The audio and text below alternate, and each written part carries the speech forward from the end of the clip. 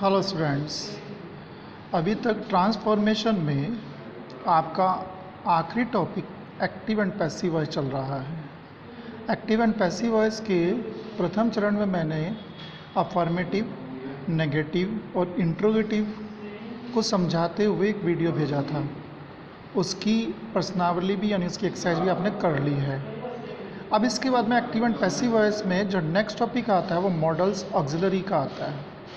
Models auxiliary आपके पास 10 होती है, can, could, may, might, must, would, should, ought to और विल और शैल। इनको बनाने के लिए यदि हम एक्टिव वॉइस का देखें स्ट्रक्चर इसका, तो सब्जेक्ट और उसके बाद में मॉडल के साथ में हमेशा वर्ब की फर्स्ट फॉर्म, उसके बाद में ऑब्जेक्ट। यदि इसी को पैसिव वॉइस बनाते हैं तो जो वर्ब की फर्स्ट फॉर्म के बाद में जो ऑब्जेक्ट होता है उसको आप सब्जेक्ट बना देते हैं। मॉडल आपका जुका त्यों आता है, जो भी मॉडल आपका यूज़ हुआ एक्टिव वॉइस में वो जुका त्यों मॉडल यहाँ पे आ जाता है। उसके बाद में बी का प्रयोग, उसके बाद में वर्ब की थर्ड फॉर्म का प्रयोग, उसके बाद में बाई ऑब्जेक्ट का प्रयोग आता है। फिर ध्यान से समझेंगे, सब्जेक्ट, मॉडल, वर्ब की फर्स्ट फॉर्म, ऑब्जेक्ट।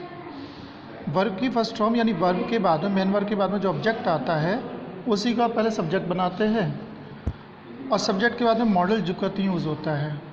मॉडल के बाद में बी का प्रयोग, वर्ब की थर्ड फॉर्म का प्रयोग और बाई ऑब्जेक्ट का प्रयोग। इसका एग्जाम्पल्स और ध्यान से समझ लेंगे। वर्ब की फर्स्ट फॉर्म ये है, इसके बाद में इंग्लिश, इसको सब्जेक्ट बनाया आपने, इंग्लिश, कैन, मॉडल जुकती हूँ। उसके बाद में बी, स्पोकन यानी वर्ब की थर्ड फॉर्म, इजीली और बाय हिम। इसी को ध्यान से बहुत, ये प्रश्नवाचक मैंने दिया, इंट्रोगेटिव में दे दिया आपको मॉडल्स का प्रयोग। तो वुड जुकती हूँ क्योंकि मॉडल जुकती हूँ आ रहा, a bit, move a bit, be, moved by you. Would a bit be moved by you, क्रिया के बाद में बिट, थोड़ा सा। उसके बाद में ये मॉडल ऑक्सिलरी के बाद में जो जुकत्यु था, जैसे आपने अफर्मेटिव, नेगेटिव यूज़ किए थे उसी प्रकार के नियम आपने इसको यूज़ किया। ऐसे ही उसका जो इम्पेरेटिव सेंटेंस का एक नियम आता है एक्टिव और पैसिव वॉइस में।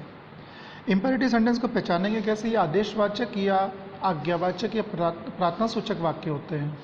इन वाक्यों में सब्जेक्ट नहीं होता ऐसा कहा जाता है, लेकिन सब्जेक्ट इसमें लुप्त रहता है। यानी सब्जेक्ट तो होता है लेकिन सब्जेक्ट लुप्त रहता है। शुरुआत इन वाक्यों की पहचानेंगे कैसे? वर्ब की फर्स्ट फॉर्म से, या डोंट वर्ब की फर्स्ट फॉर्म से, या प्लीज़ वर्ब की फर्स्ट फॉर्म, या लेट से होती है इनकी वाक्य की शुरुआत। एग्जाम्पल्स पहले इसके नियम को देख लेंगे जो पैसिव वॉइस बनने वाले नियम हैं। तो सबसे पहले आपका ऑब्जेक्ट, सबसे पहले आप इसमें ऑब्जेक्ट यूज़ करेंगे। सबसे पहले आप इसमें लेट का यूज़, उसके बाद में ऑब्जेक्ट, उसके बाद में बी, उसके बाद में वर्ब की थर्ड फॉर्म और बाय यू। ये पैसिव वॉइस का नियम है। ऐसे यदि नॉट आता है, डोंट का यूज़ हो रहा है, तो let, object, not, be, verb की थर्ड फॉर्म, बाय यू। इस प्रकार से नियम यूज़ करेंगे। जैसे ओपन द डोर, सब्जेक्ट नहीं है इसमें, सब्जेक्ट लिखित में नहीं है, लेकिन हम लोग इसे इसलिए इम्पेरेटिव से बनाते हैं। तो पहले सबसे पहले लेट द डोर, लेट अपने पास से लगाया, उसके बाद में द डोर यहाँ से, उसके बाद में बी, फिर वर्ब की थर्ड फॉर्म और फिर बाय यू। जैसे स्ट्रक्चर में कहा था, let the door, be, third form, by you. पहचाना कैसे? सब्जेक्ट नहीं है वाक्य में। ऐसे डोंट वाले में ये नियम यूज़ करेंगे आप। डोंट यानी इसमें जब करेंगे लेट, ऑब्जेक्ट, इसके बाद में फ्लावर, फिर नॉट, क्योंकि डोंट के स्थान पर नॉट का यूज़ करेंगे, फिर बी, वर्ब की थर्ड फॉर्म और बाय यू। इस प्रकार से ये आपका इम्पेरेटिव सेंटेंस हो गया। इम्पेरेटिव सेंटेंस में दो प्रकार हैं, अच्छा उसको ध्यान से समझेंगे। दो प्रकार, एक में तो प्रॉपर्ली ऑब्जेक्ट होता है, क्रिया के बाद में प्रॉपर्ली ऑब्जेक्ट है यानी सॉलिड ऑब्जेक्ट होता है। एक प्रकार के वाक्य ऐसे होते हैं जिसमें सॉलिड ऑब्जेक्ट नहीं होता, जैसे डोंट सिट, वर्ब की फर्स्ट फॉर्म, या हियर, सॉलिड ऑब्जेक्ट नहीं है। या वॉक के बाद में प्रीपोजिशन का यूज़ हो रहा है, ये भी पूरी तरह से सॉलिड ऑब्जेक्ट नहीं होता है। ऑन द ग्रीन ग्रास, ये ऑब्जेक्ट है लेकिन सॉलिड ऑब्जेक्ट नहीं है। इस प्रकार के वाक्यों को इन दोनों नियम से बनाएंगे आप।